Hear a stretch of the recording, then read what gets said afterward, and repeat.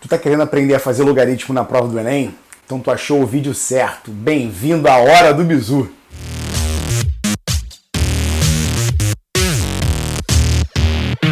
Fala aí, galera! Bom, a gente tá aqui mais uma vez gravando um videozinho e dessa vez a gente vai continuar a falar sobre logaritmos.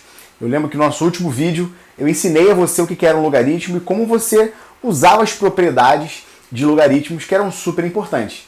Se você não viu esse vídeo, dá uma olhadinha aqui em cima, porque vai ser muito legal para você entender as resoluções das questões que a gente vai fazer agora com você, tá bom? Eu separei alguns problemas que envolveram logaritmos que apareceram nas edições anteriores da prova do Enem. E eu quero começar com um problema que ele é muito legal, por quê? Porque ele é um problema de logaritmo, mas eu não vou fazer logaritmo. Por quê? Leia o enunciado primeiro, dá uma olhada aí. Esse problema aí, gente, apareceu no Enem de 2013. Ele fala sobre um acidente que aconteceu em Goiânia. Foi um acidente radioativo, né? Algumas pessoas abriram um aparelho de radioterapia e tiraram de dentro dele o césio-137. Aí o problema fala sobre a meia-vida do césio. A meia-vida, que é um conceito químico, que é a quantidade de tempo necessário para você ter a massa de um material radioativo reduzida à metade.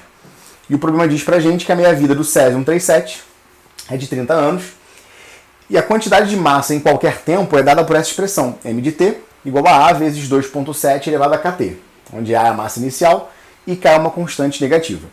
Ele deu pra gente a aproximação do log de 2, como 0,3, e pergunta pra gente no problema quanto tempo vai demorar para que a quantidade de massa do césio se reduza a 10% da quantidade inicial. Gente, olha só, um detalhe que é muito importante sobre a prova do Enem é o seguinte: a prova do Enem é uma prova que contextualiza muitos problemas e coloca dentro de um mesmo problema vários conteúdos de matérias diferentes. Então, no mesmo problema de física, você encontra conceitos biológicos, conceitos, muitas vezes, de geografia. Isso é muito importante para que o aluno tenha uma visão geral sobre o que acontece no ensino médio dele. Isso é muito importante para você. Nesse problema em particular, é uma questão de matemática, mas envolve um conceito químico, que é o conceito de meia-vida. Se você lembra do conceito de meia-vida, esse problema fica muito fácil de resolver e eu nem vou usar a fórmula dada no problema. Quer ver? Repara o seguinte. Imagina, por exemplo, que a quantidade inicial é A. Então eu tenho A gramas de césio-137. Eu sei que a cada 30 anos que se passam, o césio se reduz à metade. A massa dele cai à metade da inicial pela emissão radioativa. Então, depois de 30 anos, qual vai ser a massa que você vai ter de césio-137? A sobre 2. Metade da inicial. E se passarem mais 30 anos? Você vai ter agora, na verdade, a metade da metade. Ou seja, você vai se reduzir a 25% da massa inicial. E se passarem mais uma vez 30 anos, a quantidade de massa que você vai ter vai ser o quê? A metade de 1/4, ou seja, 1/8 da massa inicial. E isso quer dizer que depois de 90 anos, você vai ter 12,5% da massa inicial. Então preste atenção, depois de 90 anos, a sua massa fica reduzida a 12,5%. O que o problema pede para você é a quantidade de tempo necessário para que a massa se reduza a 10%. Gente, dá uma olhada nas opções e repara que a opção que é a mais próxima de 90, porque tem que ser depois de 90 anos, a única opção que você consegue marcar nesse problema é a opção da letra E, 100 anos. Qual foi a conta que nós fizemos de logaritmo? Nenhuma. Então é muito comum a gente, quando vai dar dica para os alunos, poxa, se o problema tem uma informação de logaritmo, é porque provavelmente ele é um problema de logaritmo. Sim, isso é verdade. Mas muitas vezes na prova do Enem, o que conta é a sua esperteza e a sua noção geral das matérias que envolvem o seu ensino médio. Então, se você usa um conceito químico para resolver esse problema, ele fica muito mais simples. Eu não preciso mexer com exponenciais, com logaritmos. Ou seja, eu farei uma conta bizarramente grande para resolver um problema simplesmente com um conceito tranquilo, tá? Então, a primeira dica é a seguinte. Antes de fazer qualquer problema do Enem, leia com bastante atenção o enunciado e veja se você tem alguma ideia a priori, alguma premissa matemática, física, química que possa ser implementada nesse problema para você fazer menos conta. Beleza, galera? Esse foi só o nosso primeirinho. Se liga no próximo aí, que é um problema um pouquinho mais puxado. Vamos lá. Bom, galera, mais um probleminha. Esse agora apareceu no Enem de 2018, ano passado. E basicamente esse problema ele envolve tanto o conceito de logaritmo quanto o conceito de matemática financeira, tá? Então o enunciado vai aparecer para você agora. E qual é a história aqui do enunciado, pessoal? A ideia é a seguinte: o problema fala sobre um contrato de empréstimo em que você tem várias parcelas iguais, mas essas parcelas, quando são adiantadas, você paga um valor menor porque são retirados os juros. É um conceito financeiro de dizer que a gente traz a parcela a valor presente. Ela está no futuro e você traz para o agora e você faz uma correção de juros. E o problema diz o seguinte: quando você estiver na 30ª parcela, você quer adiantar uma outra parcela que está lá no futuro e você quer adiantar essa parcela com a condição de que ela venha para o presente com um desconto maior do que 25% para que seja relevante você adiantar essa parcela para ser paga agora, tá? E o problema pergunta para você qual é a parcela mínima, né? Qual o menor mês em que você pode adiantar essa parcela para garantir que o desconto seja maior do que 25%, tá bom? Então a ideia é a seguinte, pessoal. Imagina, por exemplo, que eu estou aqui no 30º mês, tá? E esse 30º mês, na verdade, é como se fosse um marco inicial, é como se fosse o meu tempo igual a zero, porque antes dele o problema nada te informa, tá? Então eu estou aqui no mês de número 30 e eu quero adiantar uma parcela, tá? Essa parcela, eu não sei qual é a parcela, eu vou chamar que é a parcela que tem N meses depois do 30. Então a parcela de tempo N, tá bom? Se a gente considerar que o 30 é como se fosse o nosso mês zero, dado que eu vou olhar para o mês 30 como se ele fosse o meu mês inicial, tá bom? Então vamos fingir, por exemplo, que quando eu trago essa parcela para o presente, ela vem com um valor X. Então ela vale X reais se eu pagar agora. Se eu pagar depois, se eu pagar lá no futuro, ela vai ser corrigida com juros. Através de qual expressão? Dessa expressão aqui dada no problema. O valor futuro vai ser o valor presente multiplicado por 1 mais i elevado a n, tá? Então qual vai ser o valor dela no futuro? Vai ser x multiplicado por 1 mais a taxa de juros elevado ao tempo. Então qual é a história aqui, gente? Eu quero que esse valor aqui, né, quando vem para cá, ele tem um desconto maior do que 25%. O que isso quer dizer? Isso quer dizer que esse valor aqui, que é o valor x, tem que ser menor do que 75% desse valor, porque o desconto tem que ser superior a 25%. Então eu vou escrever essa conta. Vamos escrever o seguinte: eu tenho que x tem que ser menor do que 75% desse valor. Então 75 sobre 100 desse valor aqui, x vezes 1 mais i elevado a n. Repara que esse valor x de ambos os lados eu posso cortar, né? Porque ele é um fator multiplicativo diferente de zero nesse problema. E 75 sobre 100 eu também posso cancelar, né? Aqui dá 3 e aqui dá 4. Cortando os dois por 25, tá certo? Então nossa conta vai ficar assim, olha. 1 é menor que 3/4 vezes 1 mais i elevado a n. Esse 4 eu vou passar para cá multiplicando, 3 para cá dividindo. Então vou ter o seguinte, olha, 4/3 tem que ser menor que 1 mais i elevado a n. Bom, nesse ponto aqui, eu sei qual é a taxa de juros desse problema. O problema informa para mim que a taxa de juros é de 1,32% ao mês. Então eu vou escrever isso aqui. 1,32% é o 0,0132. Então quando eu somar 1 aqui, minha continha fica assim, olha. 4/3 tem que ser menor que 1,0132 elevado a n. Aí esse é um bom momento para você voltar no enunciado e ver que o enunciado deu para você as aproximações de logaritmo. Só que tem um detalhe. Os logaritmos que ele deu para você são logaritmos naturais. Aparece um ln no enunciado. O que é isso, Sandro? É um logaritmo em base E. Qual é a diferença dele no nosso problema? Nenhuma. A gente vai lidar com ele como se ele fosse um logaritmo em base 10, usando as mesmas propriedades que eu sei usar. Tá bom? Então, o que eu faço num tipo de inequação como essa? Eu aplico um ln de ambos os lados. Beleza? Vamos fazer isso. Então, ó, eu vou ter ln de 4/3. Isso é menor que o ln de 1,0132 elevado a n. Tá certo? Repara que o ln de 4/3 já foi informado para você no problema. O ln de 1,0132 também já foi informado para você no problema. Então essas duas informações são dadas. Lembra também que esse nzinho que está aqui ele é um expoente. Se ele é um expoente, ele pode ser passado para frente multiplicando.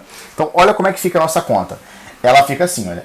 ln de 4/3. Isso tem que ser menor do que n vezes o ln de 1,0132. Então vou passar esse cara que está multiplicando para cá dividindo. E eu vou acabar encontrando o seguinte. O n tem que ser maior do que o ln de 4/3 dividido por quem? Pelo ln de 1,0132. E aí, nesse momento, substituindo as aproximações dadas no problema, você acaba concluindo que o n tem que ser maior do que 21, alguma coisa. Agora, repara o seguinte, se o n tem que ser maior que 21, alguma coisa, n é um mês. Então tem um número de mês inteiros, 10º mês, 11º, 12º. Se o n tem que ser maior do que 21, qual é o menor inteiro maior do que 21? De fato é 22. Então, na verdade, o n que a gente usa é 22. Agora, veja bem, se o n é igual a 22, e eu comecei na 30ª parcela, então 22 meses depois da 30ª parcela, a gente vai poder adiantar a nossa parcelinha. Então, que parcela é essa? É a parcela de número 30 mais 22, portanto, é a 52ª parcela, porque 30 mais 22, de fato, é igual a 52. Então, nesse problema, você pode adiantar pelo menos a 52ª parcela para você ter um desconto maior do que 25%, como foi informado ou anunciado. Detalhe desse problema, gente. Quando ele informou para você os logaritmos naturais, os LNs, o dado do problema tem uma base. E essa é a base escolhida para você aplicar em ambos os lados da equação. Se o problema tivesse fornecido para você logaritmos na base 7, você usaria logaritmo na base 7 de ambos os lados. A base, de certa forma, é irrelevante na hora de você resolver a equação, porque se você aplica o log na base do dado, você transporta o dado, substitui na equação e vai virar uma equação do primeiro grau, uma equação do segundo grau, uma equação bem tranquila. Então a base que você aplica de ambos os lados do logaritmo é a base do dado do problema. Não esquece isso para você mandar super bem, beleza? Vamos para o nosso próximo problema de logaritmo. Dá uma olhada aí. Galera, nosso próximo problema, esse agora do Enem de 2017, o enunciado está aparecendo aqui para você. Ele fala sobre uma pessoa que pegou um empréstimo de R$5.000 e ela quer pagar esse empréstimo de forma parcelada. E essas parcelas, elas têm que ser de no máximo R$400 mensais para não comprometer o orçamento dessa pessoa, tá? E aí o problema do Enem deu para você uma fórmula que diz para você como se calcula o valor da parcela em função do número de parcelas que você quer pagar, tá? Que é essa formulazinha aqui. E aí, com essa fórmula, o Enem perguntou para você o seguinte: dadas as aproximações de logaritmo que apareceram no enunciado, ele quer saber qual o menor número de parcelas que essa pessoa pode dividir o empréstimo, de forma que não comprometa o orçamento mensal dessa pessoa, tá bom? Então vamos lá, gente. Se eu quero que a parcela não comprometa o orçamento, ela pode ser no máximo R$400, eu vou lidar com a situação máxima, tá? Eu vou fingir que a parcela máxima que ela pode pagar é 400 para tentar encontrar o número de parcelas nessa situação, tá bom? Vamos lá. O que eu vou fazer então, gente? Eu vou pegar essa igualdade aqui, essa equação, eu vou igualar isso aqui a 400 para tentar encontrar qual é o número de parcelas que essa pessoa pagaria para ter uma parcela de R$400. Então o que eu vou fazer é multiplicar cruzado, beleza? Então eu vou ter o seguinte, 400 que multiplica 1,013 elevado a n menos 1, isso tem que ser igual.